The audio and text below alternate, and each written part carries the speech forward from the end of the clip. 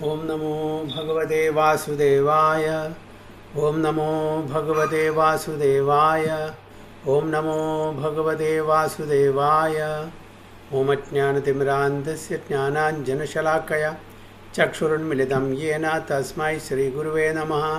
श्रीचैतन्यमनोभीष्टं स्थापितं येन भूतले स्वयं रूप कदा मह्यं ददाति सुपदान्तिकं वन्देऽहं श्रीगुरुं श्रीयुतपदकमलं श्रीगुरुं वैष्णवांश्च श्रीरूपं साग्रजातं सगणरघुनाथां विदं तं सजीवं साद्वैतं सावधूतं परिजनसहितं कृष्णचैतन्यदेवं श्रीराधाकृष्णपादान् सगणललिता श्रीविशाखां विदंश्च हे कृष्णा करुणा सिन्धु दीनबन्धो जगत्पदे गोपेश गोपिका कान्द राधाकान्द नमोस्तुते तत्र काञ्चन गौराङ्गी राधे वृन्दावनेश्वरी वृषभानुसुते देवी प्रणमामि हरिप्रिये वाञ्छाकल्पतरुभ्यश्च कृपा सिन्धुभ्येव च पतितानां पावनेभ्यो वैष्णवेभ्यो नमो नमः। नमः ओं विष्णुपादाय कृष्णपृष्ठाय भूतले श्रीमते भक्तिवेदान्त स्वामिनिधि नामिने नमस्ते सारस्वती देवे गौरवाणी प्रचारिणे निर्विशेष शून्यवादी पाश्चात्यदेशतारिणे जय श्री कृष्ण चैतन्य प्रभु नित्यानंद श्री अद्वैत गदाधर शिवासादि गौरभक्तवृंद हरे कृष्ण कृष्ण कृष्ण हरे हरे हरे राम राम राम हरे हरे नारायणं नमस्कृत्यं नरं चैव नरोत्तमं देवीं सरस्वतीं व्यासं ततो जयमुदीरयेत् नष्टप्रायेषु भद्रेषु नित्यं भागवतसेवया भगवती उत्तमश्लोके भक्तिर्भवति नैष्टिकी मूकं करोति वाचालं पङ्गुं लङ्घयते गिरिं यत्कृपातमहं वन्दे श्रीगुरुं दिनधारिणं परमानन्दमाधवं श्रीचैतन्यमीश्वरं योऽन्तः प्रविश्य मम वाचमिमां प्रसूक्तां सञ्जीवयति अखिलशक्तिधरस्वधाम्नाम् अन्यां च हस्तचरणश्रवणत्वगादीन् प्राणां नमो भगवते पुरुषाय तुभ्यं जयदं सुहृदो पङ्गोर्मम मन्दमतिर्गति मत्सर्वस्य पादाम्बुजो राधामदनमोहनो तमादिदेवं करुणानिधानं तमालवर्णं सुहृदावतारम् अपार संसारसमुद्रसेतुं भजामहे भागवतस्वरूपं परमानन्दपाठाय प्रेमवर्षीयक्षराय दे सर्वदा सर्वसेव्याय श्रीकृष्णाय नमोस्तुमे गुरुवे गौरचन्द्राय राधिकाय तदालये कृष्णाय कृष्णभक्ताय तद्भक्ताय नमो नमः। ഹരേ കൃഷ്ണ ഹരി ഓം തത്സത്. സോ എല്ലാവർക്കും ഇന്നത്തെ ശ്രീമദ് ഭാഗവതം ക്ലാസ്സിലേക്ക് സ്വാഗതം. എല്ലാവർക്കും എൻ്റെ വിനീതമായ പ്രണാമം. നമ്മളിന്ന് ചർച്ച ചെയ്യാൻ പോകുന്നത് ശ്രീമദ് ഭാഗവതം പ്രഥമസ്കന്ധം 9-ാമത്തെ അധ്യായം 36-ാമത്തെ ശ്ലോകം മുതൽക്കാണ്. ഭീഷ്മസ്തുതി. व्यवहितप्रतनामुखं निरीक्ष्य स्वजनवधाद्विमुखस्य दोषबुद्ध्या कुमतिमहरदात्मविद्यया यश्चरणरती परमस्य तस्य मेस्तु व्यवहितप्रतनामुखं निरीक्ष्य स्वजनवधाद्विमुखस्य दोषबुद्ध्या कुमतिमहरतात्मविद्यया यश्चरणरती परमस्य तस्य मेस्तु. हरे कृष्णा. Recite you.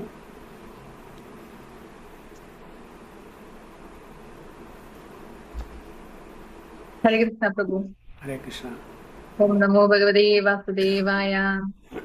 व्यवहितप्रतनामुखं निरीक्ष्य स्वजनवदादिमुखस्य दोषबुद्ध्या कुमतिमहरदात्मविद्यया चरणरदी परमस्य तस्य मेस्तु. हरे Krishna. विवर्तनं भावार्थं by His Divine Grace Abhay Charanaravindha Bhaktivedanta Swami Srila Prabhupada ki jai. Arjunan തന്റെ മുന്നിലുള്ള സേനാംഗങ്ങളെയും സൈന്യാധിപന്മാരെയും വീക്ഷിച്ച് അജ്ഞാനത്താൽ കളങ്കിതമായി കാണപ്പെട്ടപ്പോൾ ഭഗവാൻ അതീന്ദ്രിയ ജ്ഞാനം ഉപദേശിച്ച് ആ അജ്ഞാനത്തെ ഉന്മൂലനം ചെയ്തു. അദ്ദേഹത്തിന്റെ പാദാംബുജങ്ങൾ സദാ എന്റെ ആകർഷണ വിഷയമായി ഭവിക്കട്ടെ. Hare Krishna. Hari Bol. Hare Krishna. When Arjuna was seemingly polluted by ignorance upon observing the soldiers and commanders before him on the battlefield, The Lord eradicated his ignorance by delivering transcendental knowledge. May his lotus feet always remain the object of my attraction. അപ്പോൾ ഭീഷ്മ പിതാമഹൻ ഭഗവാന്റെ വർണ്ണന, ഭഗവാനെ സ്തുതിക്കുകയാണ് ഇവിടെ ചെയ്യുന്നത് അല്ലേ. അപ്പോൾ യുദ്ധത്തിൽ, മഹാഭാരത യുദ്ധക്കളത്തിൽ നടന്ന ഓരോ സംഭവത്തെയും അത് ഓർത്തുകൊണ്ട് സ്മരിച്ചുകൊണ്ട് ഭഗവാനെ വർണ്ണിക്കുകയാണ്, ഭഗവാനെ സ്തുതിക്കുകയാണ് ചെയ്യുന്നത്. അർജുനൻ യുദ്ധം തുടങ്ങുന്നതിന് മുമ്പ് തൻ്റെ എതിർവശത്തുള്ള എതിരാളിയായ കൗരവ സേനയെ കണ്ടപ്പോൾ ആകെ എന്തായി, ടോട്ടലി ഒരു വിഭ്രാന്തിയായി. എന്താണ് പറയുന്നത്? Seemingly polluted by ignorance. Seemingly, അതായത് അങ്ങനെ നമുക്ക് തോന്നും. അതായത് അർജുനൻ ആകെ ഭ്രമത്തിലായി. എൻ്റെ സ്വന്തം ആൾക്കാരെയാണോ ഞാൻ വധിക്കാൻ പോകുന്നത്? ഞാനല്ലേ ഇതിൻ്റെ എല്ലാവരുടെയും മരണത്തിന് ഞാനാണ് കാരണം എന്നുള്ള ആ ഒരു ചിന്ത. എനിക്കൊരു ആ ഒരു ചെറിയൊരു രാജ്യഭോഗത്തിന് വേണ്ടിയിട്ട്, രാജ്യം ഭരിക്കാൻ, ഞാൻ രാജാവാവണം, എനിക്ക് രാജ്യം കിട്ടണം, എല്ലാവരെയും അടക്കി ഭരിക്കണം, ആ ഒരു ചെറിയ മോഹം സഫലീകരിക്കാൻ വേണ്ടിയിട്ട് എത്രയോ ആൾക്കാരെ ഞാൻ വധിക്കേണ്ടി വരില്ലേ? അതും ആരാണ്? സ്വന്തം ആൾക്കാർ, സ്വജനങ്ങളെ, വേറെ ആരുമല്ല.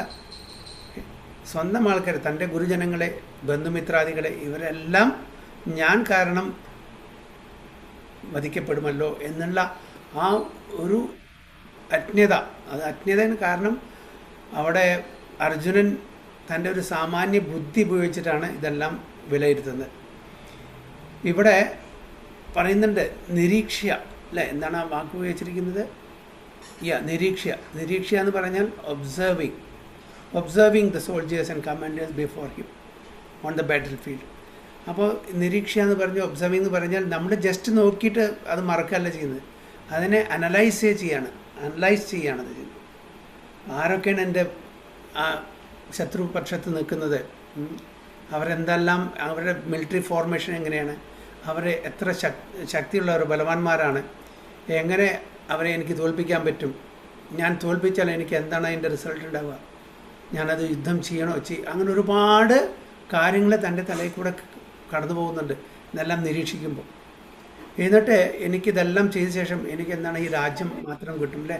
എൻ്റെ സ്വന്തം ആൾക്കാരെ കൊന്നൊടുക്കിയിട്ട് എനിക്ക് എൻ്റെ ഇന്ദ്രിയ തൃപ്തിക്ക് വേണ്ടിയിട്ടാണ് ഞാൻ ചെയ്യുന്നത്, എത്രയോ ആൾക്കാരെ വധിക്കുന്നത്. അപ്പോൾ ഇവിടെ ഒരു അനാലിറ്റിക്കൽ സ്റ്റഡിയാണ് അവിടെ ചെയ്യുന്നത് അർജുനൻ. പക്ഷെ അർജുനൻ്റെ കൂടെ ആരാണുള്ളത്? അർജുനൻ മറന്നു. അർജുനൻ്റെ കൂടെ ആരാണ്? പൂർണ്ണ പുരുഷോത്തം ഭഗവാനാണ് അവിടെ കൂടെ ഉള്ളത്. അപ്പോൾ തൻ്റെ ഈ ചെറിയ ബുദ്ധി അവിടെ ഉപയോഗിക്കേണ്ട വല്ല ആവശ്യമുണ്ടോ? ഇപ്പോൾ ഫോർ എക്സാമ്പിൾ, എനിക്ക് എന്തെങ്കിലും അസുഖം വന്നു, എൻ്റെ കൂടെ നല്ലൊരു എക്സ്പേർട്ട് ഡോക്ടറുണ്ട് എൻ്റെ കൂടെ, എൻ്റെ വളരെ സുഹൃത്ബദ്ധമായിട്ട്. അപ്പോൾ ആ ഡോക്ടറോട് ഞാൻ കൺസൾട്ട് ചെയ്യലേ വേണ്ടത്? ഞാൻ എൻ്റെ തല വെച്ചിട്ട് ഓക്കെ ആ മരുന്ന് കഴിച്ചാൽ എൻ്റെ അസുഖം മാറും, ഈ മരുന്ന് കഴിച്ചാൽ എൻ്റെ അസുഖം മാറും, അങ്ങനെ ഞാൻ സ്പെക്കുലേറ്റ് ചെയ്യുക ചെയ്യേണ്ടത്? ഞാൻ തന്നെ ഒരു റിസർച്ച് ചെയ്യാൻ വേണ്ടത്? എൻ്റെ കൂടെ ഒരു എക്സ്പേർട്ട് ഡോക്ടർ ഉള്ളപ്പോൾ ഈസി ആയിട്ട് എന്താണ് ഞാൻ ആ ഡോക്ടറോട് കൺസൾട്ട് ചെയ്യണം. എൻ്റെ സുഹൃത്താണ്, വളരെ അടുത്ത സുഹൃത്താണ്, അദ്ദേഹത്തിനോട് ചോദിക്കുകയല്ലേ വേണ്ടത്? എനിക്ക് യാതൊരു പ്രശ്നമില്ല. ഇവിടെ അർജുനൻ എന്താ ചെയ്യേണ്ടത്? അതൊന്നും ചെയ്യാണ്ട് ശ്രീകൃഷ്ണ ഭഗവാൻ, പൂർണ്ണ പുരുഷോത്തം ഭഗവാൻ കൂടെ ഉണ്ടായിരുന്നിട്ടും തൻ്റെ ചെറിയ ആ ബുദ്ധി, ടൈനി ബ്രെയിൻ ഉപയോഗിക്കുകയാണ്, വിശകലനം ചെയ്യാണ് അല്ലേ, അവലോകനം ചെയ്യാണ്. ആരാണ് എൻ്റെ എതിർവശത്തെ, എന്തിനു വേണ്ടിയാണ് യുദ്ധം ചെയ്യുന്നത്, ഞാൻ എന്തിനാണ് അവരെ വധിക്കാൻ പോകുന്നത്, ഇതെല്ലാം അവിടെ അനാലിറ്റിക്കൽ സ്റ്റഡി ചെയ്യാണ് ഇവിടെ. അതാണ് ഇവിടെ നിരീക്ഷ്യ എന്ന് പറയുന്നത്. ഇവിടെ ഭഗവാനുണ്ട്, ഭഗവാനോട് ചോദിച്ച കാര്യം കഴിഞ്ഞു. ഭഗവാനെ, ഇതാണ് എൻ്റെ സ്ഥിതി, എൻ്റെ മനസ്സിൽ കൂടെ പലതും കടന്നുകൊണ്ട്, പക്ഷെ എനിക്ക് ഒരു തീരുമാനമെടുക്കാൻ പറ്റുന്നില്ല. അപ്പോൾ ഭഗവാൻ അങ്ങ് പറഞ്ഞുതരും. അർജുനൻ ചോദിക്കുന്നുണ്ട്, ഇപ്പോഴല്ല, ഈ സമയത്തല്ല, അത് മാത്രം കുറച്ച് കഴിഞ്ഞ് എല്ലാം ടോട്ടലി കൺഫ്യൂഷൻ ആകുമ്പോൾ, ടോട്ടലി ഡലമയിൽ വരുമ്പോൾ അർജുനൻ ചോദിക്കുന്നുണ്ട്. അപ്പോഴാണ് കാർപ്പണ്യദോഷോ മഹത സ്വഭാവ അല്ലേ. അപ്പോൾ അവിടെ ശിഷ്യത്വം സ്വീകരിക്കുകയാണ് ചെയ്യുന്നത്. ഇവിടെ ഈ സമയത്ത് അർജുനൻ തൻ്റെ ബുദ്ധി ഉപയോഗിക്കുകയാണത്. അപ്പോൾ അജ്ഞത, തൻ്റെ കൂടെയുള്ള ആ ഭഗവാന്റെ ആ ഒരു പ്രസൻസ് മനസ്സിലാക്കാതെ, ഭഗവാൻ ആരാണ്, കൃഷ്ണൻ ആരാണെന്ന് ആ പ്രസൻസ് മനസ്സിലാക്കാതെ. കാരണം ഇവിടെ ഭഗവാൻ സഖ്യഭാവത്തിലാണ് അല്ലേ, ഭഗവാന്റെ ആ പൊസിഷൻ അവിടെ അപ്പോൾ അർജുനൻ മറക്കുകയാണ് ചെയ്യുന്നത്. അപ്പോൾ നമ്മൾക്ക് അങ്ങനെ ഒരു ഡയലമ, അങ്ങനത്തെ ഒരു സിറ്റുവേഷൻ വരുമ്പോൾ, അങ്ങനത്തെ ഒരു പരിതസ്ഥിതി വരുമ്പോൾ നമ്മൾ എന്താണ് ചെയ്യേണ്ടത്? ഓക്കെ, നമ്മുടെ മുമ്പിൽ ഭഗവാനൊന്നുമില്ല. ഓക്കെ, പക്ഷേ ഭഗവാന് തുല്യമായിട്ടുള്ള ഭഗവാന്റെ പ്രസൻസിനോട് അത് നമുക്ക് തുല്യമായിട്ട് ഉള്ള കുറേ കാര്യങ്ങളുണ്ട്. എന്താണ്? ഗുരു, സാധു, ശാസ്ത്ര. ആ ഗുരുജനങ്ങളെ അപ്രോച്ച് ചെയ്യാം, സാധുജനങ്ങളെ അപ്രോച്ച് ചെയ്യാം. ശാസ്ത്രത്തിൻ്റെ അടിസ്ഥാനമാക്കിയിട്ട് നമുക്ക് ആ ആദർശങ്ങൾ നമുക്ക് മുറുകെ പിടിക്കാം. അപ്പോൾ എന്ത് ചെയ്യണം എന്നുള്ളത് നമുക്കറിയില്ല. നമ്മളുടെ ചെറിയ ബുദ്ധി കൊണ്ട് നമുക്കത് മനസ്സിലാക്കാൻ പറ്റില്ല. അപ്പോൾ നമ്മൾ എന്താണ് ചെയ്യേണ്ടത്? ഗുരു, സാധു, ശാസ്ത്ര. Okay, GSS, not GPS. GSSനെ നമ്മൾ ആശ്രയിക്കണം. അപ്പോൾ അങ്ങനെ നമ്മൾ ഗുരുവിനെയും സാധുജനങ്ങളെയും ശാസ്ത്രത്തിനെയും ആധാരമാക്കിയിട്ട് അതിൻ്റെ അടിസ്ഥാനത്തിൽ നമ്മൾ ജീവിക്കുകയാണെങ്കിൽ തീർച്ചയായിട്ടും നമ്മുടെ ഉള്ളിലിരിക്കുന്ന പരമാത്മാവിൻ്റെ ആ ഇൻസ്പിറേഷൻ, ഇൻസ്ട്രക്ഷൻ, ആ ഗൈഡൻസ് തീർച്ചയായിട്ടും നമുക്കുണ്ടാവും. അല്ലാണ്ട് നമ്മുടെ സ്വന്തം ബുദ്ധി ഉപയോഗിച്ചിട്ട് നമ്മൾ ഇതെല്ലാം സോൾവ് ചെയ്യാം എന്ന് വിചാരിച്ചാൽ ഭഗവാൻ അവിടെ എന്തായിരിക്കും? ഭഗവാൻ അവിടെ ന്യൂട്രലായിട്ട് പെരുമാറും. ഓക്കെ, തനിക്ക് ബുദ്ധിയുണ്ടല്ലോ, അത് ഉപയോഗിച്ചോ, കുഴപ്പമില്ല, അത് ഉപയോഗിച്ചിട്ട് സോൾവ് ചെയ്തു. പക്ഷേ ഇവിടെ നമ്മളും ഓർമ്മിക്കേണ്ട, നമ്മളും പഠിക്കേണ്ട ഒരു കാര്യം, പല സമയത്തും നമ്മളുടെ ബുദ്ധി ഉപയോഗിച്ചിട്ട് നമുക്ക് എല്ലാം പരിഹരിക്കാൻ പറ്റില്ല. അപ്പോൾ നമ്മൾ പൂർണ്ണമായിട്ടും ആശ്രയിക്കേണ്ടത് ഗുരുവിനെയും സാധുജനങ്ങളെയും ശാസ്ത്രത്തിനെയായിരിക്കും. പല ഘട്ടങ്ങളും നമുക്കങ്ങനെ, പല സിറ്റുവേഷൻസും പരിസ്ഥിതിയും നമ്മളുടെ കയ്യിൽ ഒതുങ്ങുന്നതായിരിക്കില്ല.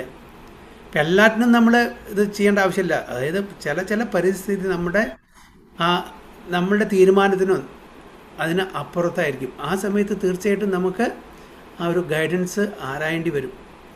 അപ്പോൾ അർജുനൻ അങ്ങനത്തെ ഒരു ധർമ്മസങ്കടത്തിലിരിക്കുന്ന സമയമാണ്. പക്ഷേ അപ്പോഴും അർജുനന് ആ ഭഗവാന്റെ പ്രസൻസ്, നമുക്ക് ഭഗവാനോട് ചോദിക്കാം എന്താണ് ചെയ്യേണ്ടത്. സ്വന്തം ആ ഇൻ്റലിജൻസ്, സ്വന്തം ബുദ്ധി ഉപയോഗിച്ചു. സ്വന്തം ബുദ്ധി ഉപയോഗിക്കണം, തീർച്ചയായിട്ടും ഉപയോഗിക്കേണ്ടതെന്നല്ല, നമ്മൾ മന്ദന്മാരായിട്ട് ഇരിക്കുകയല്ല വേണ്ടത്.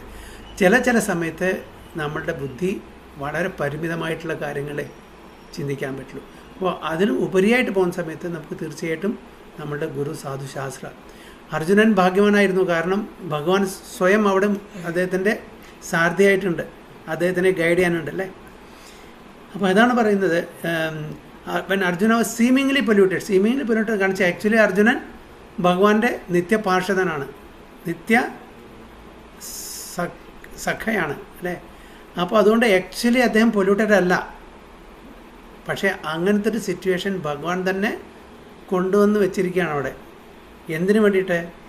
എന്നാൽ മാത്രമേ ഭഗവത്ഗീത പറഞ്ഞു കൊടുക്കാനുള്ള ഒരു അവസരം ഉണ്ടാവുള്ളൂ. ഭഗവത്ഗീത ആക്ച്വലി അർജുനന് വേണ്ടിയിട്ടല്ല പറഞ്ഞു കൊടുക്കുന്നത്, നമ്മളെപ്പോലുള്ള സാമാന്യ ജനങ്ങൾക്ക് വേണ്ടിയിട്ടാണ് പറഞ്ഞു കൊടുക്കുന്നത്. അതാണ് ഇവിടെ പറയുന്നത് seemingly polluted. Actually is not polluted, നിത്യപാർഷദാണ്. അപ്പോൾ by ignorance upon observing the soldiers and commanders before him on the battlefield. അപ്പോൾ യുദ്ധക്കളത്തിൽ ഇവരെല്ലാം കണ്ടപ്പോൾ ആകെ പരിഭ്രമിച്ചു, ധർമ്മസങ്കടത്തിലാണ്, എന്ത് ചെയ്യണം. അതുവരെ ഇപ്പോൾ ഇത് ആദ്യത്തെ യുദ്ധം എന്നല്ല അല്ലേ. ഭീഷ്മ പിതാമഹനായിട്ടും ദ്രോണരായിട്ടും കൃപാചാര്യായിട്ടും ദുര്യോധനായിട്ടും ഇതിനു മുമ്പേയും അർജുനൻ യുദ്ധം ചെയ്തിട്ടുണ്ട് അല്ലേ. അപ്പോൾ ഒന്നും ഈ ഒരു ഭ്രമം ഉണ്ടായിരുന്നില്ല. എപ്പോഴാണ് അർജുനൻ ഇതിനു മുമ്പ് അവരോട് യുദ്ധം ചെയ്തിരിക്കുന്നത്?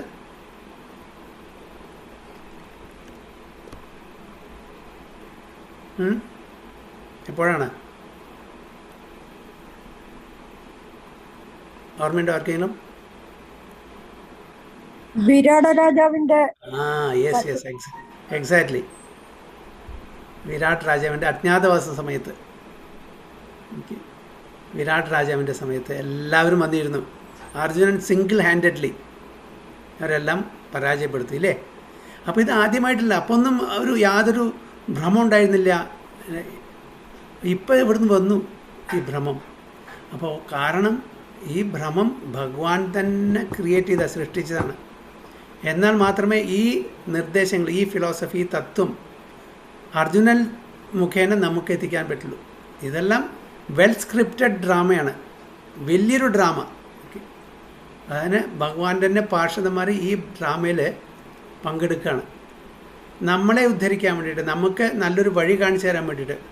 അപ്പോൾ അങ്ങനെ സ്വന്തം പാർഷദന്മാരെ, സ്വന്തം അസോസിയേറ്റ്സിനെ, സ്വന്തം ഭക്തന്മാരെ ഉപയോഗിച്ചിട്ട് ഈ വലിയ ഡ്രാമ കളിച്ചിട്ട് നമുക്ക് ആ ഗുണപാഠങ്ങൾ തരാൻ വേണ്ടിയിട്ടാണ്. അപ്പോൾ ഇങ്ങനത്തെ ഒരു സിറ്റുവേഷൻ, മഹാഭാരതം യുദ്ധത്തിൻ്റെ ഒരു സിറ്റുവേഷൻ ഉണ്ടായിരുന്നെങ്കിൽ നമുക്ക് ഭഗവത്ഗീത കിട്ടുമോ? ഇല്ല. അപ്പോൾ ആ ഭഗവത്ഗീത തരാനുള്ള ഒരു ഓപ്പർച്യൂണിറ്റി, ഒരു അവസരം ഉണ്ടാക്കിയെടുത്താണ്. അതാണ് ഇവിടെ പറയുന്നത് seemingly polluted. Actually Arjuna polluted അല്ല, കണ്ടാമിനേറ്റഡ് അല്ല. അർജുന എല്ലാം അറിയാം. ഭഗവാൻ തന്നെ പറയുന്നുണ്ട് ഭഗവത്ഗീതയിൽ, അർജുന നീ മറന്നിരിക്കുന്നു, എത്രയോ ജന്മങ്ങൾ നമ്മൾ ഒരുമിച്ചുണ്ടായിരുന്നു, പക്ഷേ നീ അത് ഓർക്കുന്നില്ല, ഞാനത് ഓർക്കുന്നു. കാരണം അർജുനൻ എന്താണ്? അർജുനൻ ആരാണ്? ജീവാത്മ അല്ലേ? ഭഗവാൻ ആരാണ്? പരമാത്മ. ഭഗവാൻ പാസ്റ്റ് പ്രസൻറ്റ് ആൻഡ് ഫ്യൂച്ചർ എല്ലാം അറിയാം, ഭഗവാനാണ് അല്ലേ? Absolute truth, പരമസത്യമാണ്. ജീവാത്മ ഭഗവാൻ എന്താ പറയുക? സർവസ്യ ചാഹം ഹൃതി സന്നിവിഷ്ടവും മതഃ സ്മൃതി ജ്ഞാനം അപോഹനം ച. അതായത് സ്മൃതി, ജ്ഞാനം, അപോഹനം ഇതെല്ലാം എവിടുന്നാരും വരുന്നത്?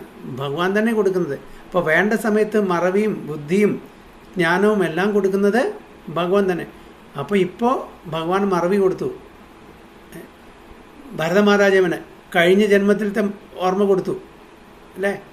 അതായത് മാനായിരിക്കുന്ന ആ ശരീരത്തിൽ ഭരത മഹാരാജാവായിരിക്കുന്ന സമയത്ത് ചെയ്ത തെറ്റ് ഓർമ്മ കൊടുത്തു. അതുകൊണ്ട് ഡിയറിൻ്റെ കഴിഞ്ഞിട്ട് ജഡഭരതൻ അപ്പോഴും ഓർമ്മ കൊടുത്തു.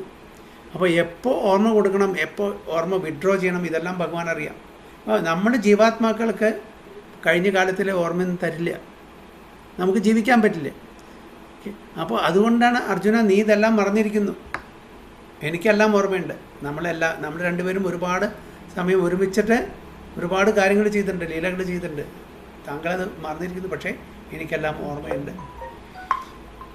So the Lord eradicated his ignorance by delivering transcendental knowledge. അപ്പോൾ ഈ ഇഗ്നോറൻസ്, ഈ അജ്ഞത ഇതെല്ലാം ഭഗവാൻ മാറ്റിക്കൊടുത്തു. എങ്ങനെ? ഭഗവത്ഗീത ഉപദേശിച്ചു കൊടുത്തിട്ട്. ആ ഭഗവാനെ ഞാൻ നമിക്കുന്നു. ആ ഭഗവാന്റെ പാതാരവിന്ദത്തിൽ എൻ്റെ ധ്യാനം എപ്പോഴും നിമഗ്നമായിട്ടിരിക്കട്ടെ എന്നാണ് ഭീഷ്മ പിതാമഹൻ്റെ പ്രാർത്ഥന. അങ്ങനെ ഓരോ സീൻസും, അതായത് മഹാഭാരത യുദ്ധത്തിലെ ഓരോ സീൻസും, ഓരോ ദൃശ്യങ്ങളും ഓർത്തിട്ട് ഭഗവാന്റെ ആ ലീലകൾ ഓർത്തിട്ട് ആ ഭഗവാനെ ഞാൻ നമിക്കുന്നു എന്നാണ് ഇവിടെ ഭീഷ്മ പിതാമഹൻ പറയുന്നത്. എന്താണ് പർപ്പോട്ട് നോക്കാം. The kings and the commanders were to stand in front of the fighting soldiers. മുമ്പത്തെ കാലത്ത് രാജ്യഭരണം നടക്കുന്ന സമയത്ത് എല്ലാവരും, ആരും ഓഫീസിലിരുന്നിട്ട് AC റൂമിലിരുന്നിട്ട് വിശ്രമിക്കില്ല. യുദ്ധം വരുമ്പോൾ മെയിനായിട്ടുള്ള ആൾക്കാർ കിങ്സ്, രാജാക്കന്മാരാണ് മുന്നിൽ, പിന്നിലായിരിക്കും ബാക്കി സോൾജേഴ്സ്. ഇന്നത്തെ കാലത്തെ പൊളിറ്റീഷ്യൻസാണ് AC റൂമിലിരുന്നിട്ട് അവിടുന്ന് ആജ്ഞാപിക്കും പോയിട്ട് യുദ്ധം ചെയ്യാൻ, അവർക്ക് യാതൊരു പ്രശ്നമില്ല. മുമ്പത്തെ കാലത്ത് അങ്ങനെയല്ല, അവരാണ് മുമ്പിൽ, അവരാണ് നയിക്കുക. ഓക്കെ, അതാണ് ശരിക്കുള്ള രാജാവിൻ്റെ ഒരു ദൗത്യം. അല്ലാണ്ട് ഈ ഭടന്മാരെ കൊലയ്ക്ക് കൊടുക്കുകയല്ല ചെയ്യുക. ഇന്നത്തെ കാലത്ത് അതാ ചെയ്യുന്നത്. പാവങ്ങളെല്ലാം മരിക്കുന്നു, അവരെല്ലാം AC റൂമിലിരുന്നിട്ട് ആസ്വദിക്കുന്നു. So the kings and the commanders were to stand in the front of fighting soldiers. This was the system of actual fighting. ഇതാണ് ശരിക്കുള്ള ഫൈറ്റിംഗ് സിസ്റ്റം. ഇന്ന് നിരപരാധികളായിട്ടുള്ള ആൾക്കാരാണ് വധിക്കപ്പെടുന്നത്. ആക്ച്വലി ഒരു യുദ്ധം ഉണ്ടെങ്കിൽ ശത്രുപക്ഷത്തിലെ ആൾക്കാരെ ആരാണ് ഇൻവോൾവ്, അവരെയാണ് വധിക്കുക. സാധാരണ സിവിലിയൻസ്, ഇന്ന് സിവിലിയൻസാണ് കൂടെ മരിക്കുന്നത്, ബാക്കി എല്ലാവരും രക്ഷപ്പെടുന്നു അല്ലേ? അവർക്ക് അതിനുള്ള കഴിവും പ്രതാപവും ശക്തിയും പൈസയുടെ വില എല്ലാം ഉണ്ട്. ശരിക്ക് വധിക്കപ്പെടേണ്ട ആൾക്കാർ രക്ഷപ്പെടുന്നു, പാവങ്ങളായിട്ടുള്ള സിവിലിയൻസ് വധിക്കപ്പെടുന്നു. അതാണ് ഇന്നത്തെ കാലത്ത് യുദ്ധത്തിലുണ്ടാവുന്നത്. The kings and commanders were not so-called presidents or ministers of defense as they are today. They would not stay home while the poor soldiers or mercenaries were fighting face to face. അവരൊന്നും ഒരിക്കലും വീട്ടിൽ സുഖിച്ചിരിക്കില്ലായിരുന്നു. അവരെല്ലാം യുദ്ധക്കളത്തിലേക്ക് വരും നേരിട്ട്. Okay, this may be the regulation of modern democracy, but when actually monarchy was prevailing, the monarchs were not cowards. അവർ ഭീരുക്കളായിരുന്നില്ല. elected without consideration of qualification. ഇപ്പോൾ ഇന്നത്തെ കാലത്ത് എല്ലാവരും ഭീരുക്കളാണ്. യുദ്ധക്കളത്തിൽ നിന്ന് ആരും വരില്ല. ഏതെങ്കിലും മിനിസ്റ്റേഴ്സോ അല്ലെങ്കിൽ വലിയ പൊസിഷനിലിരിക്കുന്ന ആരും വരില്ല യുദ്ധക്കളത്തിൽ. അവരെല്ലാം പാവപ്പെട്ട സോൾജേഴ്സിനെ ഭടന്മാരെ പറഞ്ഞയക്കും, അവരെ രക്തസാക്ഷികളാക്കും. അന്നത്തെ കാലത്തല്ല, അങ്ങനെയല്ല. രാജാവ് സ്വയം ആ യുദ്ധക്കളത്തിൽ വന്ന് അവരെ നയിക്കും ബാക്കിയുള്ള ആൾക്കാരെ. As it was evident from the battlefield of Kurukshetra, all the executive heads of both parties like Drona, Bhishma, Arjuna and Duryodhana were not sleeping. All of them were actual participants in the fighting, which was selected to be executed at a place away from the civil residential quarters. And വേറൊരു കാര്യം, ഇതും വളരെ നമുക്ക് മനസ്സിലാക്കേണ്ട, ഇതൊന്നും residential ഏരിയയിലോ ക്വാർട്ടേഴ്സിലല്ല ഈ യുദ്ധം നടക്കുക. അങ്ങനെ ഇത് എക്സ്ക്ലൂസീവായിട്ട് totally away from the crowd അല്ലേ. അപ്പോൾ ആർക്കും പാവപ്പെട്ട പൗരന്മാർക്ക് അവരെ കൊന്നൊടുക്കാനല്ല ഈ യുദ്ധം. അപ്പോൾ അതിനാണ് ഇവിടെ കുരുക്ഷേത്രം ആ യുദ്ധക്കളം അവർ തിരഞ്ഞെടുത്തത്. അപ്പോൾ സിവിലിയൻസിന് യാതൊരു നാശനഷ്ടം ഉണ്ടാവില്ല. ഇവിടെ എന്താണ് ഇപ്പം ഇന്നത്തെ കാലത്ത് സ്ട്രാറ്റജിക് ലൊക്കേഷൻസാണ് ആദ്യം അറ്റാക്ക് ചെയ്യുക. Okay, defence areas, airport areas, അങ്ങനെയുള്ള സ്ട്രാറ്റജിക് ലൊക്കേഷൻ. പിന്നെ സിവിലിയൻസിന് ഇവരെല്ലാം അവർ ആക്ച്വലി അവർ എയിം ചെയ്യുന്നത് അവരുടെ ആ സ്ട്രാറ്റജിക് ലൊക്കേഷൻ അവർ പരാജയപ്പെടുത്തി കഴിഞ്ഞാൽ, അവരെ നശിപ്പിച്ചു കഴിഞ്ഞാൽ അവരെ നമ്മളുടെ കയ്യിൽ കൊണ്ടുവരാൻ പറ്റും. അപ്പോൾ അന്നത്തെ കാലം അങ്ങനെയല്ല, ഒരു നാശനഷ്ടം അനാവശ്യമായിട്ട് ആൾക്കാരെ അവർ കൊല്ലില്ല. അപ്പോൾ അവരെല്ലാവരും ഇതിൽ പാർട്ടിസിപ്പേറ്റ് ചെയ്തു. ദ്രോണാചാര്യരും ഭീഷ്മരും അർജുനും ദുര്യോധനും എല്ലാവരും ഉണ്ടായിരുന്നു. They were not sleeping. All of them were actual participants in the fighting, which was selected to be executed at a place away from the civil region. അപ്പോൾ അതായത് സിവിലിയൻസിന്, സാധാരണ ജനങ്ങളെ അവർ ബാധിക്കില്ല ഈ യുദ്ധം. അത്രയും ദൂരമായിട്ട് ഒരു സോളിറ്ററി പ്ലേസിലായിരിക്കും രണ്ട് പാർട്ടീസും എത്തിച്ചേരും. പിന്നെ അതുമല്ല, അന്നത്തെ കാലത്ത് യുദ്ധം കഴിഞ്ഞ് കഴിഞ്ഞാൽ സൺസെറ്റിന് ശേഷം യുദ്ധമില്ല. അവർ ശത്രുക്കളല്ല, അവർ മിത്രങ്ങളാണ്. വീണ്ടും ഒരേ ടേബിളിരുന്ന് അവർ ഭക്ഷണം കഴിക്കും. ഇന്നങ്ങനെയാണോ? നടക്കില്ല അത്. അപ്പോൾ അന്ന് ആ യുദ്ധസമയത്ത് അവർ ബദ്ധവൈരുക്കളാണ്. അത് കഴിഞ്ഞ് കഴിഞ്ഞാൽ, യുദ്ധം കഴിഞ്ഞ് കഴിഞ്ഞാൽ എല്ലാവരും ഒരുമിച്ചിരുന്നിട്ട് ഭക്ഷണം കഴിക്കുന്നു, എല്ലാം കാര്യങ്ങളൊക്കെ പറയുന്നു. അപ്പോൾ അവിടെ ആ ശത്രുത യുദ്ധസമയത്ത് മാത്രമേ ഉള്ളൂ. ഇന്നത്തെ കാലത്ത് അങ്ങനെയല്ല. സോ ദ സിറ്റിസൻസ്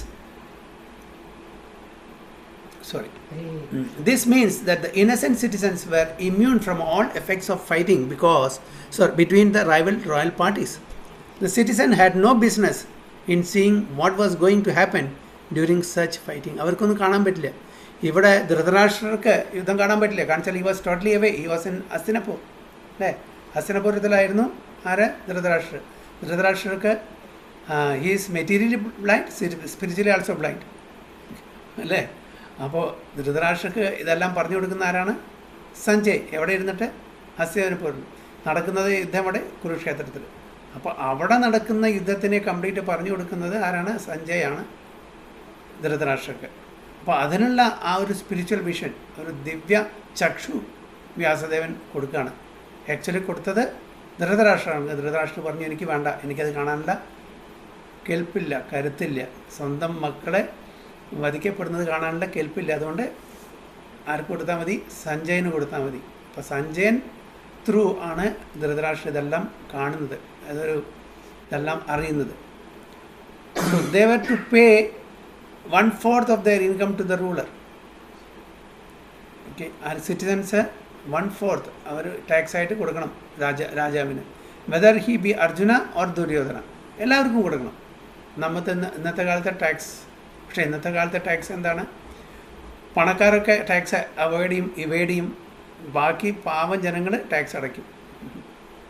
ഇതാണ് സംഭവിക്കുന്നത്. അന്ന് എല്ലാവരും, എത്ര വലിയവനായാലും ശരി, എത്ര ചെറുവനായാലും ശരി, എല്ലാവരും 1/4 ടാക്സ് കൊടുക്കണം.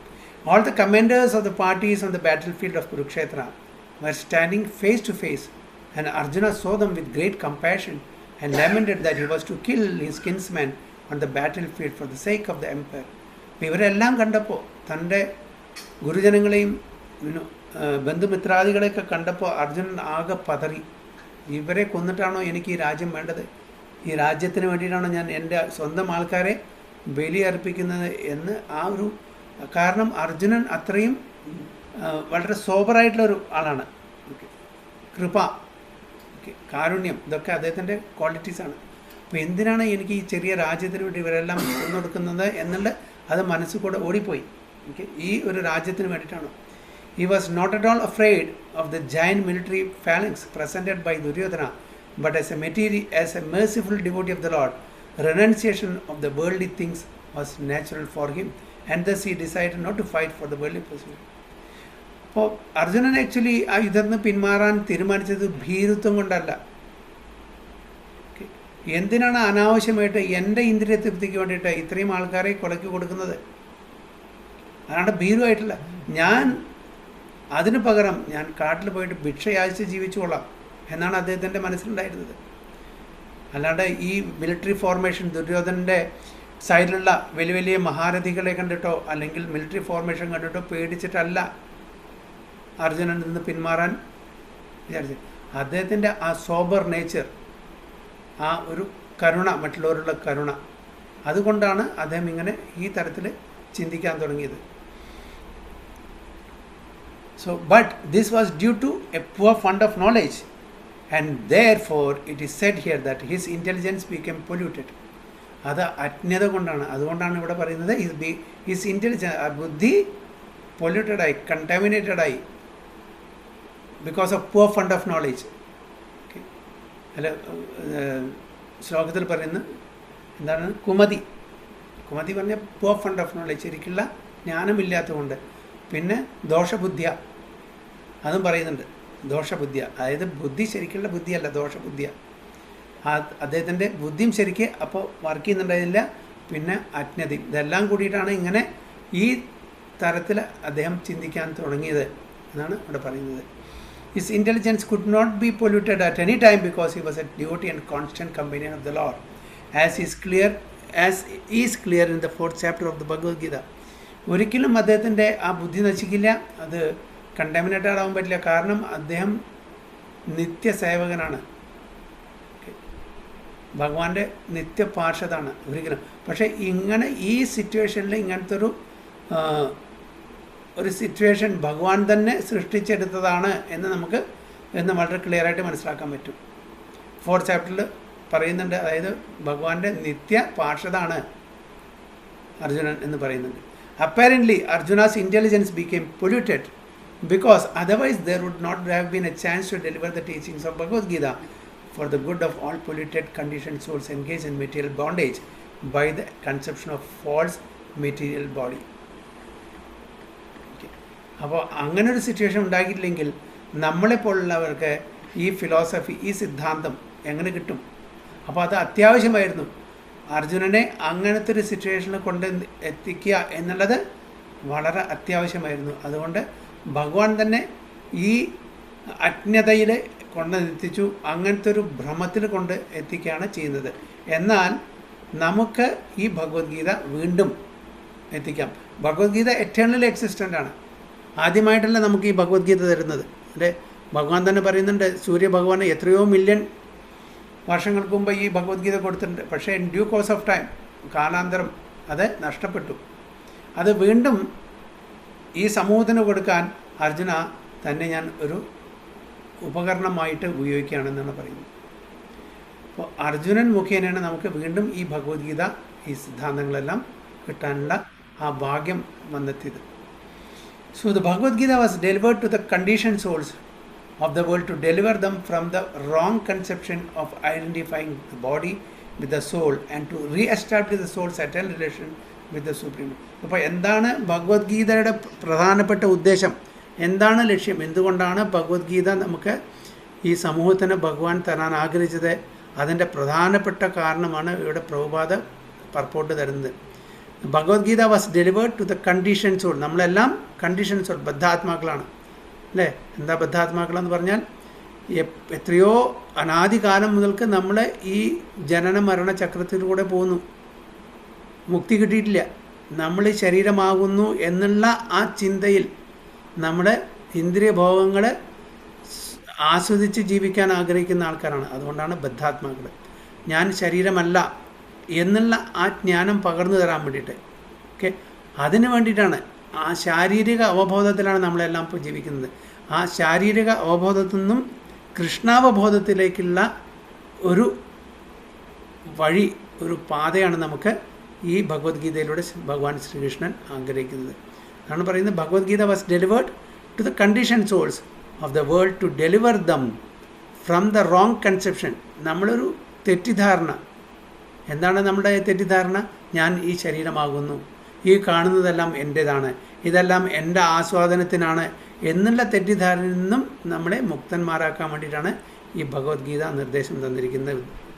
Wrong conception of identifying the body with the soul. അപ്പോൾ ഈ ആത്മാവിനെ നമ്മൾ പറഞ്ഞു ഈ ശരീരമാണ് എല്ലാം എന്നുള്ള ആ ചിന്താഗതിയാണ് എല്ലാവർക്കും, എല്ലാ ബദ്ധാത്മാക്കൾക്കും ഉള്ളത്. And to re establish the soul eternal relation. അതുമാത്രമല്ല, നമ്മളും ഭഗവാനും തമ്മിലുള്ള ആ ബന്ധം പുനഃസ്ഥാപിക്കണം, അല്ലേ? അപ്പോൾ 3 കാര്യങ്ങളാണ് നമ്മളെ പഠിപ്പിക്കുന്നത്: സംബന്ധജ്ഞാനം, ആഭിധേയജ്ഞാനം, പ്രയോജനജ്ഞാനം. അപ്പോൾ ഇത് എന്താണ്? ആദ്യം ഫസ്റ്റ് നമ്മളുടെ ബന്ധം പുനഃസ്ഥാപിക്കണം. ഞാൻ ആരാണ്, ഭഗവാൻ ആരാണ്, ഓക്കെ, എങ്ങനെയാണ് ഈശ്വര സാക്ഷാത്കാരം നേടേണ്ടത്. അപ്പോൾ ഈ റിലേഷൻ, അതായത് ബന്ധം അറിഞ്ഞാൽ മാത്രമല്ലേ നമ്മുടെ ആ പ്രോസസ്സ് നമുക്ക് ചെയ്യാൻ പറ്റില്ല. ഓക്കെ, അപ്പോൾ ആദ്യം തന്നെ ഭഗവത്ഗീത വഴി ഞാൻ ശരീരമല്ല, ഞാൻ ആത്മാവാണ്, ഞാനും ഭഗവാൻ തമ്മിലുള്ള ബന്ധം എന്താണ് എന്ന് പുനഃസ്ഥാപിക്കുകയാണ് ആദ്യത്തെ പ്രധാനപ്പെട്ട ഉദ്ദേശം. അത് പുനഃസ്ഥാപിക്കാനുള്ള പ്രോസസ്സാണ് ആഭിധേയജ്ഞാനം. ഓക്കെ, അങ്ങനെ ആ പ്രോസസ്സ് നമ്മൾ ചെയ്താൽ പിന്നെ അതിൻ്റെ പ്രയോജനം എന്താണ്, അതാണ് മൂന്നാമത്തെ. അങ്ങനെ സംബന്ധജ്ഞാനം, ആഭിധേയജ്ഞാനം, പ്രയോജനജ്ഞാനം, ഈ 3 ജ്ഞാനം നമുക്ക് ഭഗവത്ഗീതയിലും ശ്രീമദ് ഭാഗവതത്തിലും മറ്റ് ഗ്രന്ഥങ്ങളിൽ കൂടെ ഭഗവാൻ നമുക്ക് പറഞ്ഞു തരുന്നു. അപ്പം ഞാൻ ഈ ശരീരമല്ല, നമ്മുടെ ഈ ഇന്ദ്രിയ ഭോഗത്തിന് വേണ്ടിയിട്ട് സൃഷ്ടിക്കപ്പെട്ടതല്ല. നമ്മൾക്ക് ഈ ഒരു സൃഷ്ടി ഭഗവാൻ സൃഷ്ടിച്ചത്, ഈ ബ്രഹ്മാണ്ടം സൃഷ്ടിച്ചത് നമുക്ക് ഒരു അവസരം ഒരുക്കി തരാണ് തിരിച്ച് നമ്മളുടെ സ്ഥലത്ത് പോകാൻ വേണ്ടിയിട്ട്, തിരിച്ച് ഭഗവത് ധാമിൽ പോകാനുള്ള ഒരു അവസരം ഒരുക്കി തരുന്നതാണ് ഭഗവാൻ നമുക്ക്. അതാണ്. അപ്പോൾ വളരെ ക്ലിയറായിട്ട് പ്രഭാതയിൽ പറയുന്നുണ്ട്, Bhagavad Gita was delivered to the condition souls of the world to deliver them from the wrong conception.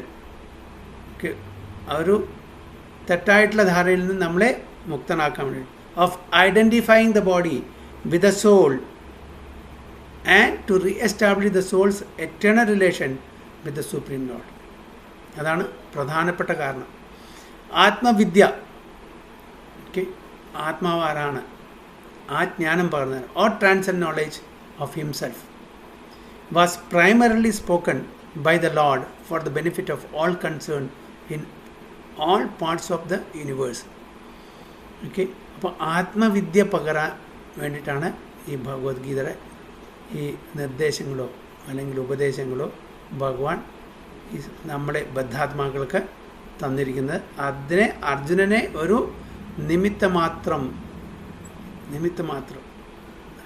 അർജുനനെ, കാരണം അർജുനൻ ഭഗവാന്റെ നിത്യപാർഷദാണ്, നിത്യസഖാണ്.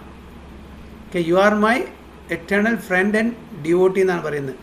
ഈ ഭഗവത്ഗീത പഞ്ചപാണ്ഡവന്മാരിൽ ഭീമനോ അല്ലെങ്കിൽ യുധിഷ്ഠിരനോ നകുല സഹദേവനോ പറഞ്ഞു കൊടുത്തില്ല. എന്തുകൊണ്ട് അർജുനനെ മാത്രം പിക്കപ്പ് ചെയ്തു ഈ ഭഗവത്ഗീത പറഞ്ഞു കൊടുക്കാൻ വേണ്ടിയിട്ട്? കാരണം അർജുനൻ പറയുന്നത് you are my eternal devotee and friend. ഈ 2 ക്വാളിഫിക്കേഷനാണുള്ളത്. ഈ 2 ക്വാളിഫിക്കേഷനാണ്. നമുക്കറിയാം, നരനാരായണനായിട്ട് വരുന്നുണ്ട് കൃഷ്ണനും അർജുനും, അല്ലേ? പിന്നെ നരനാരായണന്മാരായിട്ട് വന്നിട്ടുണ്ട്. അപ്പോൾ ഒരു എറ്റേണൽ റിലേഷൻഷിപ്പാണ്. അതുകൊണ്ടാണ് അർജുനനെ അവിടെ ചൂസ് ചെയ്തത്. അല്ലെങ്കിൽ യുധിഷ്ഠിരനോ അല്ലെങ്കിൽ ഭീമനോ നകുല സഹദേവനോ ചൂസ് ചെയ്തില്ല. Because of the eternal relationship അതാണ് ഇവിടെ പറയുന്നത്. So and for the benefit of all concerned in all planets of the universe. അപ്പോൾ എല്ലാവർക്കും, ഓൾ പാർട്സ് ഓഫ് ഈ ബ്രഹ്മാണ്ടത്തിലെ എല്ലാവർക്കും ഉള്ളതാണ്.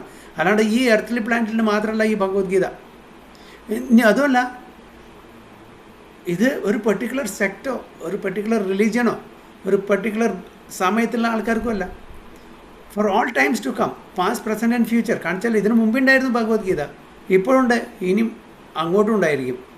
ഇതൊരു എറ്റേണൽ സ്പിരിച്വൽ കോഡ്സാണ് ഇതിൽ നമുക്ക് തന്നിരിക്കുന്നത്. എപ്പോഴും പാസ്റ്റ് പ്രസൻറ്റ് ആൻഡ് ഫ്യൂച്ചറിൽ നമുക്ക് ഉപയോഗിക്കാൻ പറ്റുന്ന, നമുക്ക് ഉപയോഗം വരുന്ന ഒരു സ്പിരിച്വൽ കോഡ്സാണ് നമുക്ക് ഈ ഭഗവത്ഗീതയിൽ സിദ്ധാന്തമായിട്ട് തന്നിരിക്കുന്നത്.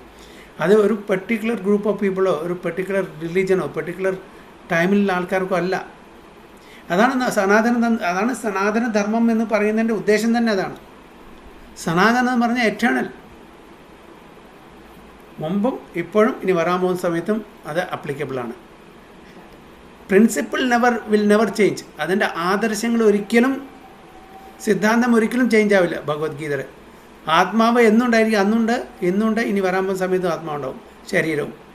അപ്പോൾ പ്രിൻസിപ്പിൾ, ഡീറ്റെയിൽസ് മേ ചേഞ്ച്. ചില ഡീറ്റെയിൽസ് ചേഞ്ച് ആവും according to time, place and circumstances, അല്ലെങ്കിൽ ദേശകാല പാത്രത്തിനനുസരിച്ച് അതിൻ്റെ ഡീറ്റെയിൽസ് മേ ചേഞ്ച്. ഇപ്പോൾ അന്നത്തെ കാലത്ത്, മുമ്പത്തെ കാലത്ത് എങ്ങനെയായിരുന്നു ആൾക്കാരുടെ വസ്ത്രധാരണ, ഇന്നത്തെ കാലത്ത് വസ്ത്രധാരണ വ്യത്യാസമായിരിക്കാം. ഡീറ്റെയിൽസാണ്. പക്ഷേ സിദ്ധാന്തം, പ്രിൻസിപ്പിൾസ് വിൽ നെവർ ചേഞ്ച്. അപ്പോൾ അതുകൊണ്ട് ഈ ഭഗവത്ഗീത എന്ന് പറയുന്നത് ഒരു എറ്റേണൽ റിലീജിയനാണ്. അത് അന്ന് ഈവൻ ആ മഹാഭാരതം യുദ്ധം നടക്കുന്ന സമയത്ത് അങ്ങനെ വേറൊരു യാതൊരു സെമറ്റിക് റിലീജിയൻസ് ഉണ്ടായിരുന്നില്ല. അത് പിന്നീട് വന്നതാണ്. ഓക്കെ, ദേശകാല പാത്രത്തിനനുസരിച്ച് അതിൻ്റെ ആവശ്യമനുസരിച്ച് ചില റിലീജിയൻ വരുന്നു. മഴക്കാലത്ത് മുറ്റത്ത് കൂനൊക്കെ മുളയ്ക്കും അല്ലേ, അത് കുറച്ച് ദിവസം നിൽക്കും, അത് കഴിഞ്ഞ് നശിക്കും. അതേപോലെ തന്നെ പക്ഷേ സനാതന ധർമ്മം ഒരിക്കലും നശിക്കില്ല. ആര് എത്ര ശ്രമിച്ചാലും ശരി സനാതന ധർമ്മം നശിക്കില്ല. കാരണം നമ്മളുടെ ധർമ്മം ഭഗവാനെ സേവിക്കുക. ജീവേര സ്വരൂപോഹേ കൃഷ്ണേര നിത്യദാസ്. ഉപ്പിൻ്റെ ധർമ്മം അത് ഒരിക്കലും നശിക്കില്ല. അത് ഉപ്പിൻ്റെ ടേസ്റ്റ് തരിക എന്നുള്ളത്. അത് എത്ര വർഷം മുമ്പായാലും ശരി, എത്ര വർഷം കഴിഞ്ഞിട്ടായാലും ശരി, ഉപ്പിൻ്റെ ധർമ്മം അത് എപ്പോഴും ഉണ്ടായിരിക്കും. പഞ്ചസാരയുടെ ധർമ്മം മധുരം തരിക എന്നുള്ളത് അത് മുമ്പും അതന്നെ, ഇപ്പോഴും അതന്നെ, ഇനി വരാൻ പോകുന്ന കാലത്തും അതന്നെ ആയിരിക്കും. അതാണ് സനാതനമായിട്ടുള്ള. അപ്പോൾ ധർമ്മം, നമ്മളുടെ ധർമ്മം, ഒരു മനുഷ്യൻ്റെ ജന്മം, നമ്മൾ എപ്പോഴും ഭഗവാനെ സേവിക്കുക എന്നുള്ളത്, ഇതാണ് നമ്മുടെ ധർമ്മം. അപ്പോൾ മറ്റേ ധർമ്മമൊക്കെ എന്ത് സാമാന്യ ധർമ്മമാണ്. അപ്പോൾ അത് ഒരു ലെവലിൽ നിന്ന് മറ്റൊരു ലെവലിലേക്ക് ഉയർത്താൻ വേണ്ടിയിട്ട് ഒരു പർട്ടിക്കുലർ മോറൽ കോഡ്സ് മാത്രം അവിടെ പറഞ്ഞു കൊടുക്കും. സ്പിരിച്വൽ കോഡ്സ് അതിൽ ആൾമോസ്റ്റ് നിൽ എന്ന് പറയാം, വളരെ കുറച്ചേ ഉള്ളൂ. നമ്മുടെ എല്ലാം ഉണ്ട്, നമ്മുടെ വേദങ്ങളിൽ എല്ലാം പറഞ്ഞു തന്നിട്ടുണ്ട്. നമുക്ക് മെറ്റീരിയൽ നോളജുണ്ട്, വിദ്യയുണ്ട്, അവിദ്യയുണ്ട്. ഓക്കെ, അവിദ്യ നമ്മളുടെ ശരീരത്തിനെ രക്ഷിക്കാൻ വേണ്ടിയിട്ട്, വിദ്യ നമ്മളുടെ ശരീരത്തിനെ ഉദ്ധരിക്കാൻ വേണ്ടിയിട്ട്. ഓക്കെ, അവിദ്യ എന്ന് പറഞ്ഞാൽ മെറ്റീരിയൽ നോളജ്, വിദ്യ എന്ന് പറഞ്ഞാൽ സ്പിരിച്വൽ നോളജ്. അപ്പോൾ നമ്മളുടെ ഈ അറിവ് ഗ്രന്ഥങ്ങളിൽ എല്ലാം നമ്മൾ കവർ ചെയ്തിട്ടുണ്ട്. മെറ്റീരിയൽ നോളജുണ്ട്, സ്പിരിച്വൽ നോളജുണ്ട്. നമ്മളുടെ കോൺഷ്യസ്നെസ് ലെവൽ അനുസരിച്ചിട്ട് നമ്മളത് പ്രാക്ടീസ് ചെയ്യുന്നത് മാത്രം. അപ്പോൾ ഈ സീനാണ്, ഈ ദൃശ്യമാണ് ആര് കാണുന്നത്? ഭീഷ്മ പിതാമഹൻ. ആ ഭീഷ്മ പിതാമഹൻ ഈ ദൃശ്യം കണ്ടിട്ട് ഭഗവാനോട് പ്രാർത്ഥിക്കുകയാണ്, അങ്ങനെ ഉള്ള ആ ഭഗവാനെ ഞാൻ എപ്പോഴും ധ്യാനിക്കാൻ എന്നെ സഹായിക്കട്ടെ. എൻ്റെ ധ്യാനം എപ്പോഴും അങ്ങയുടെ പാതാരബന്ധത്തിൽ ആവട്ടെ എന്നാണ് പ്രാർത്ഥിക്കുന്നത്. അങ്ങനെ 11 ശ്ലോകം ഭീഷ്മ പിതാമഹൻ്റെ പ്രാർത്ഥനയാണ്, സ്തുതിയാണ്. 37ലേക്ക് പോകാം. സ്വനിഗമമപഹായ മത്പ്രതിജ്ഞാം ഋതമധികാർത്തുമവാപ്ലുതോ രഥസ്ഥാം ധൃതരഥചരണോഭ്യയചലദ്ഗുർ ഹരിരിവഹന്തുമിഭാം ഗതോ തരീയാ. സ്വനിഗമമുപഹായ മത്പ്രതിജ്ഞാം ഋതമധികാർത്തുമവാപ്ലുതോ രഥസ്ഥാം ധൃതരഥചരണോഭ്യയചലദ്ഗുർ ഹരിരിവഹന്തുമിഭാം ഗതോ തരീയാം. ഹരേ കൃഷ്ണ. ഹരേ കൃഷ്ണ ബാബുജി. ഹരേ കൃഷ്ണ. പ്രണാമം. ഓം നമോ ഭഗവതേ വാസുദേവായ. സ്വനിഗമമപഹായ മത്പ്രതിജ്ഞാം ഋതമധികർത്തുമവപ്ലുതോ രഥസ്ഥാ ധൃതരഥചരണാഭ്യയാചലദ്ഗുർ ഹരിരിവഹന്തും ഇഭം ഗതോത്തരീയ. ഹരേ കൃഷ്ണ ബാബുജി. ഹരേ കൃഷ്ണ. ഹരിബോൾ. എൻ്റെ വിവർത്തനം കൂടി. വിവർത്തനം. ദിവ്യപൂജ ശ്രീ ശ്രീമദ് എസ് സി ഭക്തിവേദാന്ത സ്വാമി പ്രഭുപാദ കി ജയ്. എന്റെ ഭീഷ്മർ ആഗ്രഹം നിറവേറ്റാനായി അദ്ദേഹം ഭഗവാൻ സ്വന്തം ശപഥം പരിത്യജിച്ചുകൊണ്ട് രഥത്തിൽ നിന്നിറങ്ങി രഥചക്രം എടുത്തുകൊണ്ട് ഉത്തരീയം നിലത്ത് വീണതുപോലും അറിയാതെ ദ്രുതഗതിയിൽ എന്റെ നേരെ സിംഹം ആനയെ കൊല്ലാനെന്ന പോലെ പാഞ്ഞെടുത്തു. ഹരേ ശംഭുജി, പ്രണാമം. Very bold. Fulfilling my vow and sacrificing his own promise, he got down from the chariot, took up its wheel, and ran towards me hurriedly. Just as a lion goes to kill an elephant, he even dropped his outer garment on the way. ഇവിടെ പറയുന്നത് ഭീഷ്മപിതാമഹൻ പറയുന്നത് fulfilling my wow, എൻ്റെ പ്രതിജ്ഞയെ കാത്തു രക്ഷിക്കാൻ വേണ്ടിയിട്ട് അദ്ദേഹത്തിൻ്റെ സ്വന്തം പ്രതിജ്ഞയെ ലംഘിച്ചുകൊണ്ട് ചാരിയറ്റിൽ നിന്ന് ഇറങ്ങിയതാണ്. എന്താണ് ഭീഷ്മപിതാമഹൻ്റെ പ്രതിജ്ഞ എന്തായിരുന്നു? എന്ത് പ്രതിജ്ഞയാണ് ഭീഷ്മപിതാമഹൻ എടുത്തത്? ആയുധം എടുക്കാനെ കൊണ്ട് ആയുധം എടുപ്പിക്കും. അതായത് അടുത്ത ദിവസം ഭഗവാൻ അസ്ത്രം എടുത്തിട്ടില്ലെങ്കിൽ ഞാൻ തീർച്ചയായിട്ടും അർജുനനെ വധിക്കും. അല്ലേ? അത്രയും കഠോരമായിട്ടുള്ള ഒരു യുദ്ധമാണ് പിറ്റേ ദിവസം ഭീഷ്മപിതാമഹൻ നടത്തിയത്. കാണിച്ചാൽ 5 ഞാൻ കഴിഞ്ഞ ക്ലാസ്സിൽ അതിന് മുമ്പത്തെ ക്ലാസ്സിൽ പറഞ്ഞ പോലെ 5 അമ്പാണ് ഭീഷ്മപിതാമഹൻ നീക്കി വെച്ചത് 5 പാണ്ഡവന്മാരെയും കൊല്ലാൻ വേണ്ടിയിട്ട്. കാരണം ദുര്യോധനൻ ചെന്നിട്ട് അപമാനിച്ചു ആരെ? ഭീഷ്മപിതാമഹനെ. അങ്ങ് ഞങ്ങളുടെ പക്കത്താണ്, ഞങ്ങളുടെ സൈഡിലാണ് യുദ്ധം ചെയ്യുന്നതെങ്കിലും പക്ഷേ കൂറ് എപ്പോഴും അവിടെയാണ്, നിങ്ങൾ ശരിക്കും യുദ്ധം ചെയ്യുന്നില്ല, അതുകൊണ്ടാണ് യുദ്ധം കഴിയാത്തത്. ഒരു ക്ഷത്രിയന് കൊന്നാലും കുഴപ്പമില്ല, പക്ഷേ അപമാനം സഹിക്കാൻ പറ്റില്ല. അല്ലേ? അപ്പോൾ പ്രതിജ്ഞ എടുത്തു ആര്? അടുത്ത ദിവസം ഈ 5 അമ്പ കൊണ്ട് ഞാൻ 5 പാണ്ഡവന്മാരെയും വധിച്ചിരിക്കും. അല്ലേ? പക്ഷേ കൃഷ്ണൻ ഇതെല്ലാം മനസ്സിലാക്കി അർജുനോട് പറഞ്ഞു, പോയിട്ട് 5 അമ്പും മേടിച്ചു കൊണ്ടുവരാൻ പറഞ്ഞു. അപ്പോൾ അർജുനൻ പറഞ്ഞു, ഞാനെങ്ങനെ മേടിച്ചു കൊണ്ടുവരാം? ഞാൻ ചോദിച്ചാൽ തരുമോ? അർജുന, നീ മറന്നു, ഗാന്ധന്മാരെ നിന്ന് മോചിപ്പിച്ചപ്പോൾ, ദുര്യോധനെ മോചിപ്പിച്ചപ്പോൾ ഒരു വാക്ക് തന്നിട്ടുണ്ടായിരുന്നു, എന്തെങ്കിലും ആവശ്യമുണ്ടപ്പോൾ ചോദിച്ചോളൂ, ഞാൻ തരാം. അപ്പോൾ ആ ഒരു വരം, ഒരു വാക്കുണ്ട്, അത് ഇപ്പോൾ പോയി ചോദിച്ചാൽ തരാതിരിക്കില്ല. കാരണം വെച്ചാൽ ദുര്യോധനും അവരെല്ലാം വളരെ പ്രിൻസിപ്പിൾഡാണ്, ആദർശമുള്ളവരാണ്. എത്ര തന്നെ ദുഷിച്ച മനസ്സുണ്ടെങ്കിലും കൂടിയിട്ട് ആദർശവന്മാരാണ് അവരെല്ലാം. അപ്പോൾ അതുകൊണ്ട് തരാതിരിക്കില്ല. അപ്പോൾ അങ്ങനെ ഭഗവാൻ തന്നെ അർജുനെ പറഞ്ഞേച്ച് 5 അമ്പും. ഇത് കേട്ടപ്പോൾ ഭീഷ്മപിതാവിന് സഹിച്ചല്ലോ, അങ്ങനെ അത്രയും കളിച്ചു എന്നോട്, അപ്പോൾ ഞാൻ എന്തായാലും നാളെ എന്തു തന്നെ വന്നാലും ശരി അർജുനെ വധിച്ചിരിക്കും. ഭഗവാൻ കൃഷ്ണൻ ആയുധം എടുത്തിട്ടില്ലെങ്കിൽ തീർച്ചയായിട്ടും ഞാൻ അർജുനെ വധിച്ചിരിക്കും. ഈ ഒരു പ്രതിജ്ഞ എടുത്തിട്ടുണ്ട് ആരെ? ഭീഷ്മപിതാമഹൻ. അപ്പോൾ ആ പ്രതിജ്ഞയെ രക്ഷിക്കണം. കാരണം അർജുനനും തൻ്റെ ഭക്തനാണ്, ഭീഷ്മപിതാമഹനും തൻ്റെ ഭക്തനാണ്. പക്ഷെ നമുക്ക് തോന്നും അർജുനാണ് കൂടുതൽ സ്നേഹം കാണിക്കുന്നത്, ഭഗവാൻ ന്യൂട്രലാണ്. പക്ഷേ ഈ സമയത്ത് നമുക്ക് തോന്നും പക്ഷേ അർജുനേക്കാളും കൂടുതൽ അവിടെ ആ വീരരസം ആസ്വദിക്കാൻ വേണ്ടിയിട്ട് ഭഗവാൻ തൻ്റെ രഥത്തിൽ നിന്ന് ചാടി ഇറങ്ങി ഓടുകയാണ്. അതായത് അവിടെ ഭഗവാൻ തൻ്റെ നരവട്ട്ലീല ആണ് ഇവിടെ പ്രദർശിപ്പിക്കുന്നത്. താൻ ഭഗവാനാണെന്നുള്ള കാര്യം മറന്നു. അല്ലേ? അവിടെ കിടക്കുന്ന ഒരു ചക്രത്തിനെ എടുത്തിട്ട് ഭീഷ്മപിതാവിനെ ഇപ്പം ഞാൻ വധിക്കും, എൻ്റെ ഭക്തനെ ഞാൻ രക്ഷിക്കുമെന്നുള്ള പ്രോമിസ് ഞാൻ ഇട്ടുണ്ട്, ഒരിക്കലും അത് ഞാൻ സമ്മതിച്ചു കൊടുക്കില്ല. ഭീഷ്മപിതാമഹനെ വധിക്കാൻ വേണ്ടി പോവാണ്. ആക്ച്വലി ഭീഷ്മപിതാമഹനെ വധിക്കോ ഇല്ല, കാരണം അദ്ദേഹം ഒരു ശുദ്ധ ഭക്തനാണ്, മഹാജനമാണ്. പക്ഷെ കാണുമ്പോൾ തോന്നും, ആൾക്കാർക്ക് കാണുമ്പോൾ തോന്നും ഭീഷ്മപിതാവിൻ്റെ ഒക്കെ പണിപ്പ് കഴിയും. അല്ലേ? അർജുനനും ഭക്തനാണ്. അവിടെ അപ്പോൾ അവിടെ എന്താണ് ഭഗവാന്റെ ഭക്തവാത്സല്യം, അതാണ് ഇവിടെ പ്രകടമാകുന്നത്. രണ്ടുപേരോടും സ്വന്തം പ്രതിജ്ഞ ഭംഗം ചെയ്തിട്ടും തൻ്റെ ഭക്തൻ്റെ പ്രതിജ്ഞ ബ്രേക്ക് ചെയ്യാൻ പാടില്ല. അതുകൊണ്ടാണ് ഉടനെ അവിടെ നിന്ന് ഇറങ്ങിയിട്ട് ഭീഷ്മപിതാവിൻ്റെ നേരെ പോകുന്നത്. അപ്പോൾ അർജുനനെ രക്ഷിക്കാൻ വേണ്ടിയിട്ടും അതേസമയം ഭീഷ്മപിതാമഹൻ്റെ ആ വാക്ക്, ആ പ്രതിജ്ഞ, അതിനെ കാത്തു സൂക്ഷിക്കാൻ വേണ്ടിയിട്ടാണ് ഭഗവാൻ ആ രഥത്തിൽ നിന്ന് ചാടി അത്രയും ദേഷ്യത്തോടു കൂടിയിട്ടാണ് അവിടെ പോകുന്നത്. He got down from the chariot, took up its wheel and ran towards me hurriedly. Okay, ആ സീന്, ആ ദൃശ്യം ഭീഷ്മപിതാമഹൻ അവിടെ കാണുകയാണ്. ഓക്കെ, അപ്പം ഇപ്പം എന്നെ വധിക്കും.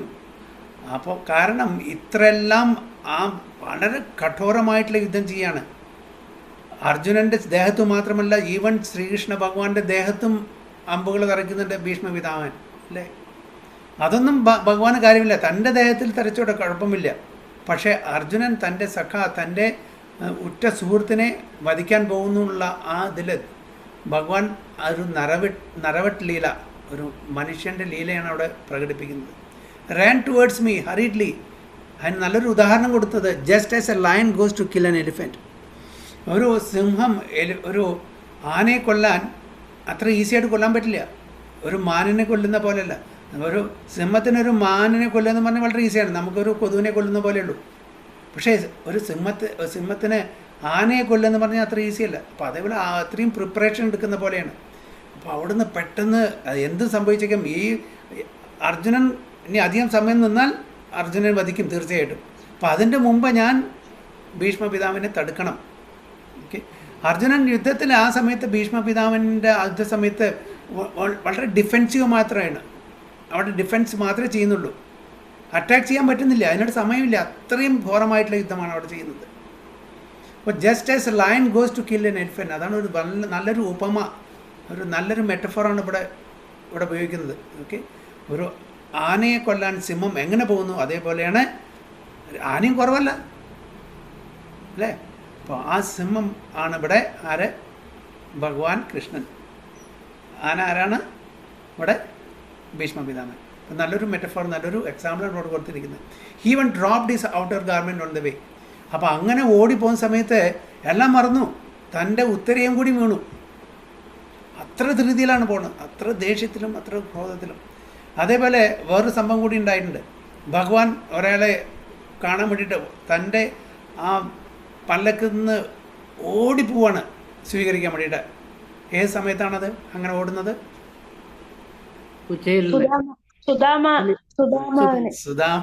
സുദാമ വരുന്ന സമയത്ത് സുദാമ അങ്ങനെ വന്നിട്ടുണ്ട്. ഒരു തൻ്റെ ഭക്തൻ അവിടെ വന്നിട്ടുണ്ട്. ആദ്യം ഈവൻ ദ്വാരകപാലന്മാർ വിചാരിക്കും ഇദ്ദേഹം ഭഗവാൻ കൃഷ്ണൻ്റെ സുഹൃത്തോ കൂട്ടുകാരനോ, എങ്ങനെ സംഭവിക്കും?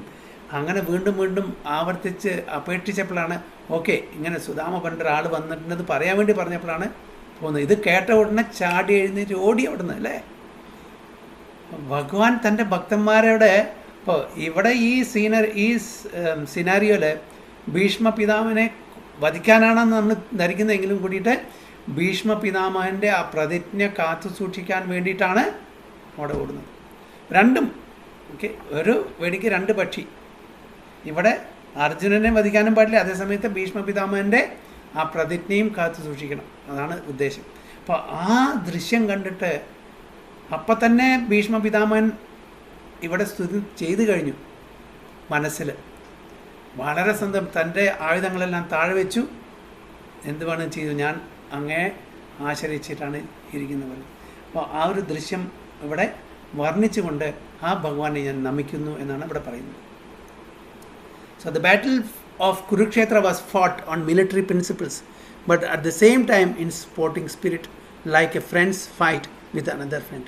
ഇപ്പോൾ അന്നത്തെ കാലത്തെ യുദ്ധങ്ങളൊന്നും ഇന്നത്തെ കാലത്തെ യുദ്ധത്തിനെ പോലെ അല്ല എന്നാണ് പറയുന്നത് പ്രഭുപാദ.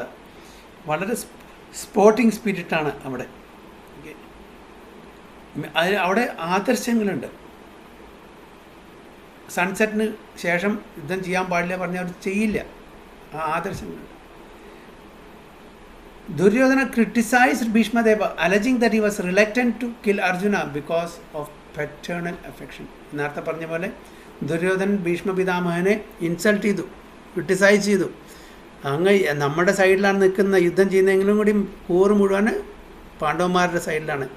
ഓക്കെ, അതുകൊണ്ട് ശരിക്കും യുദ്ധം ചെയ്യുന്നില്ല, ബിക്കോസ് ഓഫ് paternal affection എന്നാണ് പറയുന്നത്. A kshatriya cannot tolerate insults on the principle of fighting.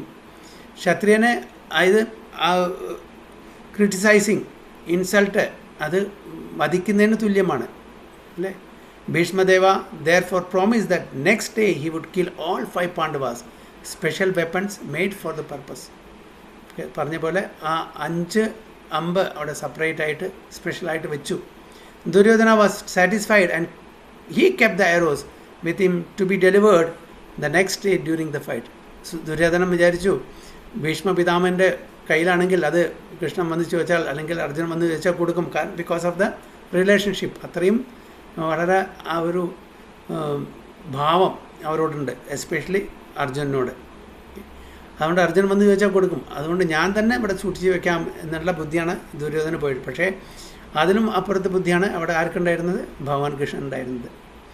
By tricks Arjuna took the arrow from Duryodhana and Bhishmadeva could understand that this was a trick of Lord Krishna. അപ്പോൾ ഭീഷ്മദേവന് മനസ്സിലായി ഇത് അർജുനൻ്റെ തലയല്ല പുകഞ്ഞിരിക്കുന്ന അവിടെ ലോർഡ് കൃഷ്ണ, ഭഗവാൻ കൃഷ്ണൻ്റെ തലയാണ് അവിടെ ഉപയോഗിച്ചിരിക്കുന്നത്. അങ്ങനെ അർജുനനെ പറഞ്ഞു വെച്ചിട്ട് ആ 5 അമ്പും ദുര്യോധനനിൽ നിന്ന് മേടിച്ചു കൊണ്ടുവന്നു. So he took a vow that the next day Krishna would have to take up weapon himself. ആ സമയത്താണ് താനൊരു പ്രതിജ്ഞ, അതായത് അടുത്ത ദിവസം കൃഷ്ണൻ ഇതെടുത്തില്ലെങ്കിൽ എന്താ പറയുക, അസ്ത്രം എടുത്തില്ലെങ്കിൽ തീർച്ചയായിട്ടും ഞാൻ അർജുനനെ വധിക്കും. കൃഷ്ണൻ്റെ കണ്ടീഷൻ എന്തായിരുന്നു? ഞാൻ ഒരു അസ്ത്രവും എടുക്കില്ല യുദ്ധത്തിൽ, അല്ലേ? ഞാനൊരു അസ്ത്രം എടുക്കില്ല.